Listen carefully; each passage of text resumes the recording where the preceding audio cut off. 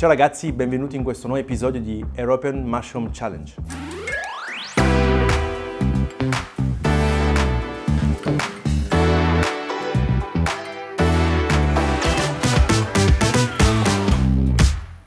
Ciao ragazzi, mi chiamo Danny Imbroisi, chef italiano, vivo a Parigi e ho 36 anni. Ik ben Paul Delray, chef-kok en content creator op Instagram. I funghi nella gastronomia italiana sono molto presenti in diverse varietà e anche in diverse ricette. Ik denk vooral dat er in de grote keukens de producten kosten meer en meer geld.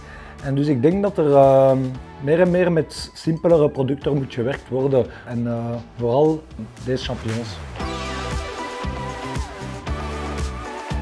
Nuovo challenge oggi ragazzi, realizzare un piatto gastronomico a base di funghi ma senza vedere il fungo, quindi facciamolo insieme, andiamo! Mijn challenge van vandaag is om een gerecht te bereiden op een gastronomische wijze. Ik heb nog een andere challenge en dat is om onze paddenstoelen op 3 verschillende wijzes te koken.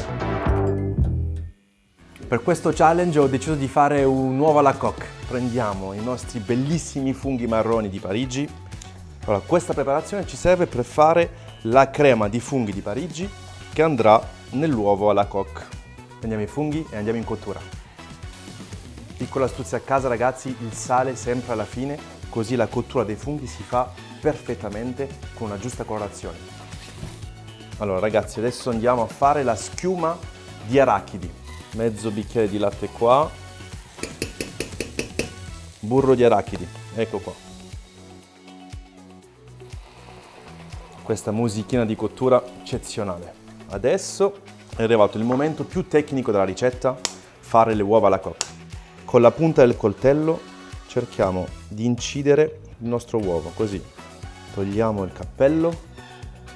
Ecco qua il nostro uovo perfetto per fare l'uovo alla coque. Dus vandaag een gastronomisch recept op basis van champignons, zeker en vast. We gaan sowieso onze steeltjes behouden, dus nooit niks weggooien. Mijn gerecht vandaag is een brochette met 3 verschillende champignons. Een faux bouillon, dus een Aziatische bouillon, geïnfuseerd met paddenstoeltjes. En dan is ons brochette op 3 verschillende wijzes bereid. Dus gegrild, gepocheerd en verbrand. Dus we beginnen het recept eigenlijk heel simpel met ons bouillon te bereiden. Dus daarvoor gebruik ik eigenlijk Aziatische ingrediënten, zoals soja, suiker, verschillende aromaten, kippenbouillon, onze champignons, een beetje limoensap voor de aciditeit. Dan eindig ik ons recept met een beetje koriander voor de floraliteit van ons bouillon.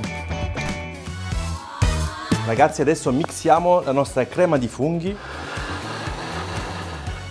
Adesso facciamo il cappuccino di arachidi. Facciamo una piccola mousse, una schiuma come un cappuccino. Ecco la nostra consistenza del cappuccino. Poi prendiamo l'uovo che è vuoto, il nostro rosso d'uovo qui, poi lo mettiamo a scaldare in acqua calda, in questo modo, guarda, in cottura acqua tiepida per 30 secondi. Nu gaan we ons brochetje maken.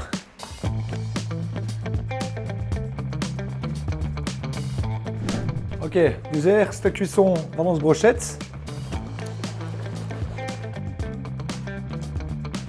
Dat is eigenlijk onze tweede cuisson. En nu gaan we onze brochette eigenlijk de derde cuisson geven. Perfect. Ik ben eigenlijk geen gastronomisch kok. Ik kook op instinct en ik vind het heel tof om zo'n producten in een gastronomischere wijze te gebruiken. En ik vind dat de challenge eigenlijk heel gerespecteerd is. Smakelijk!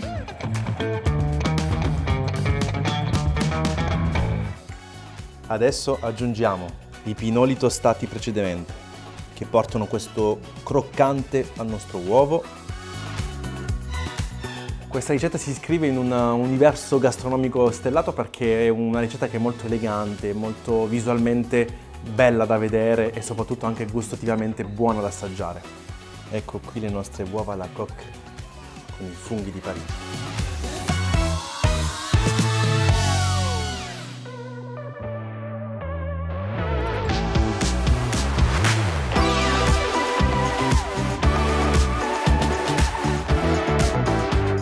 Ragazzi, è il momento di assaggiare l'uovo alla coque.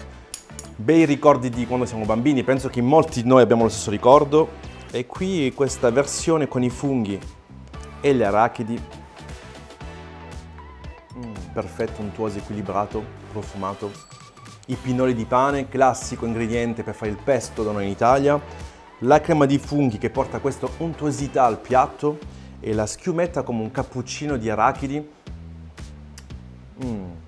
Dus ons gerecht is klaar. De bedoeling is om met dit gerecht eigenlijk alles samen te proeven. Super moelleus.